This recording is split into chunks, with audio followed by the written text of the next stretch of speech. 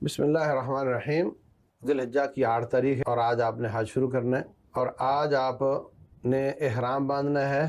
جہاں آپ ہیں وہاں سے باندھنا ہے۔ اگر آپ کو وہ پہلے ہی منی لے جا چکے ہیں تو آپ نے وہیں سے باندھنا ہے، اگر آپ ہوٹل میں ہیں تو ہوٹل سے باندھنا ہے، اگر آپ حرم پاک میں ہیں تو وہاں سے باندھنا ہے۔ جہاں بھی آپ ہیں وہاں نہائیں اور سر پہ خوشبو لگا سکتے ہیں احرام باندھنے سے پہلے، عمرے کا ہو یا حج کا ہو۔ باقی کسی جسم کے حصے پر خوشبو احرام نیت کرنے سے پہلے لگا سکتے ہیں، اور بعد میں تو بالکل نہیں لگا سکتے، اور سارے جسم پر نیت کرنے سے پہلے بھی نہیں لگا سکتے، کیونکہ وہ بعد میں کپڑے کو لگ جائے گا۔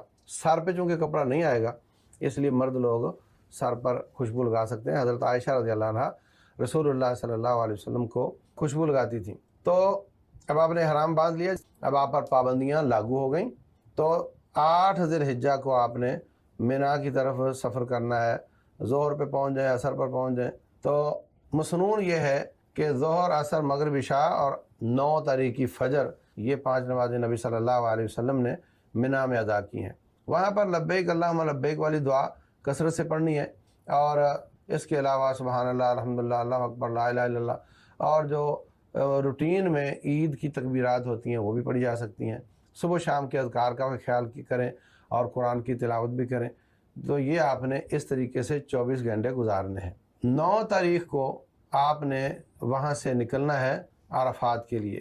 تو فجر آپ نے پڑھ لی ہے، اور جب سے آپ گھر سے نکلتے ہیں جب تک آپ واپس نہیں آ جاتے، آپ قصر نماز کر سکتے ہیں۔ ظہر عصر کو آپس میں جمع کر سکتے ہیں، مغرب عشاء کو آپس میں جمع کر سکتے ہیں۔ ظہر کی 2، عصر کی 2، مغرب کی 3 اور عشاء کی 2۔ اور جو وطر ہے یہ تہجد کا حصہ ہے، یہ آپ مکمل تہجد پڑھیں، 11 رکعات، یہ مسنون ہے۔ سفر میں نبی صلی اللہ علیہ وسلم وطر تہجد پڑھا کرتے تھے۔ اسی طرح فجر کی 2 سنتیں بھی آپ سفر میں پڑھتے تھے۔ تو بہر صورت آپ نے یہ وقت پر نمازیں پڑھیں تو آپ فارغ ہیں، وقت پر پڑھیں بہتر ہے، لیکن قصر کرنا آپ کا جائز ہے۔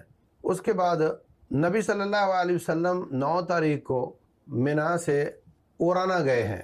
جو مسجد نمرہ ہے، مسجد نمرہ کا جو محراب ہے، محراب کی طرف والا جو آدھا حصہ ہے تقریباً، یہ وادی اورانا ہے، اور پچھلا آدھا حصہ جو ہے یہ وادی عرفہ میں ہے۔ تو رسول اللہ صلی اللہ علیہ وسلم نے وادی اورانا میں پڑاؤ ڈالا ہے۔ وہیں پر ظہر کی 2 رکعتیں، عصر کی 2 رکعتیں، اور بعد میں خطبہ حج ارشاد فرمایا ہے، اور حج کے خطبے کے بعد آپ نے ساتھیوں کو لیا ہے، وہاں سے اٹھ کر عرفات میں آ گئے ہیں۔ عرفات یہ حج کا رکن ہے۔ اگر آپ سارے کام کریں اور عرفات نہ جائیں تو آپ کا حج قبول نہیں ہے۔ اگر کوئی مصیبت، پریشانی، کوئی بھول گیا، کوئی بیمار ہو گیا، بے ہوش ہو گیا، کوئی شکل بھی ہو، آپ پولیس والوں کو بتائیں، ان کو مجبوری ہوئی تو آپ کو جہاز میں لا کر کے عرفات کا چکر لگوا کر کے ہیلی کاپٹر میں لے جائیں گے، لیکن آپ کا حج ضائع نہیں کریں گے وہ۔ تو عرفات میں جانا ضروری ہے۔ بعض لوگ دھوپ کی وجہ سے، لا علمی کی وجہ سے، دھوپ کی وجہ سے چھپتے ہیں پلوں کے نیچے، اور وہ عرفات کی بغل میں اورانا میں بیٹھے رہتے ہیں، اور عرفات کے میدان کے اندر داخل نہیں ہوتے، ان کا حج قبول نہیں ہوتا۔ وہاں پہ بڑے بڑے بورڈ لگے ہوئے ہیں، اوپر لکھا ہوا ہے حدود عرفات، کہ اس کے آگے عرفات ہے، پیچھے عرفات نہیں ہے۔ تو اب آپ وہاں دیکھیں گے اس طرف بھی لوگ نظر آئیں گے جو کہ اپنا حج ضائع کر رہے ہوتے ہیں۔ ایک گھڑی کے لیے بھی اگر آپ عرفات چلے گئے تو حج آپ کا ہو جائے گا، لیکن اگر آپ نہیں گئے تو آپ کا حج قبول نہیں ہوگا۔ اگر آپ اکیلے ہیں تو آپ ایک بوتل پانی کی ہر وقت اپنے ساتھ رکھیں، اکیلے ہوں یا نہ اکیلے ہوں۔ اگر آپ اکیلے ہیں تو ایک بوتل پانی کی ساتھ ہے، وضو اچھی طرح کر کے مسجد نمرہ کے اندر چلے جائیں۔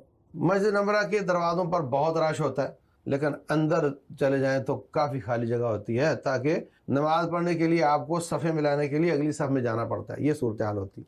اگر آپ نہیں اندر جا سکے تو عرفات میں کہیں بیٹھ جائیں۔ ظہر عصر آپ نے پڑھ لی ہے، اب مغرب تک کا وقت کافی وقت ہے، یہ وقت آپ کے دعائیں کرنے کا ہے۔ آپ کثرت کے ساتھ دعائیں کریں، سب کے لیے دعائیں کریں، اور لبیک لبیک والا ترانہ، لبیک والی دعا وہ بھی پڑھتے رہیں، اور لا الہ الا اللہ وحدہ لا شریک لہ لہ الملک و لہ الحمد وہو علی کل شیء قدیر، یہ دعا بھی کثرت کے ساتھ پڑھیں۔ رسول اللہ صلی اللہ علیہ وسلم فرماتے ہیں بہترین دعا عرفات کی دعا ہے۔ میں اور سابقہ انبیاء نے جتنی بات کی ہے، جتنی دعائیں بتائی ہیں، ان میں سب سے بہترین دعا یہ ہے لا الہ الا اللہ وحدہ لا شریک لہ والی۔ تو یہ کثرت سے پڑھیں، کثرت سے معافی مانگیں اللہ تعالیٰ سے۔ اس دن جتنا اللہ تعالیٰ لوگوں کو معاف کرتا ہے، اور جس قدر شیطان ذلیل ہوتا ہے، اتنا سارے سال میں کبھی نہیں ہوتا۔ تو الٹے سیدھے ہو کر تصویریں بنانے پر زور نہ لگائیں اور ریاکاری نہ کریں، بلکہ آپ گھر والوں کو موبائل اتنا کہ استعمال کریں کہ ان کو اطلاع ہو کہ آپ خیریت سے ہیں بس، اور زیادہ وقت اپنی عبادت پر لگائیں۔ تو یہ سارا دن آپ نے مغرب تک دعائیں کرنی ہے کثرت کے ساتھ، سونا نہیں ہے، اپنے اوپر جبر کرنا ہے، اور مغرب کی اذان کا وقت ہو جائے گا مگر آپ نے وہاں مغرب کی نماز نہیں پڑھنی، یہ جا کر مزدلفہ میں پڑھنی ہے، وہاں سے روانہ ہو جانا ہے۔ یہی حج کا اصل دن ہے اور یہی مغز ہے، اسی میں اللہ تعالیٰ بہت زیادہ لوگوں کو معاف کرتا ہے۔ عرفات میں ایک جبل رحمت ہے، کچھ لوگ اس پہ چڑھ کر الٹے سیدھے ہو کر تصویریں بناتے ہیں، تو اس پہاڑ پر چڑھنا مسنون نہیں ہے۔ کوئی اس کی باری ہی وہاں قریب آ جائے تو چڑھ گیا ہو تو الگ بات ہے، ورنہ نہ وہاں جانا ضروری ہے اور نہ اس پہ چڑھنا حج کا حصہ ہے۔ تو آپ عرفات میں کہیں بیٹھ جائیں، رسول اللہ صلی اللہ علیہ وسلم اس جبل رحمت اور کعبۃ اللہ کے پیچھے جا کر بیٹھے ہیں، یعنی جبل رحمت کے پیچھے جہاں سے وہ پہاڑ اور کعبہ سامنے آتا ہو وہاں بیٹھے ہیں۔ فرمایا میں یہاں بیٹھا ہوں، آپ جہاں چاہو بیٹھ جاؤ، عرفۃ کلھا موقف، جہاں چاہیں آپ بیٹھ سکتے ہیں۔ تو اس طریقے سے آپ کا یہ اہم دن مکمل ہوتا ہے۔ اللہ تبارک و تعالی عمل کی توفیق دے۔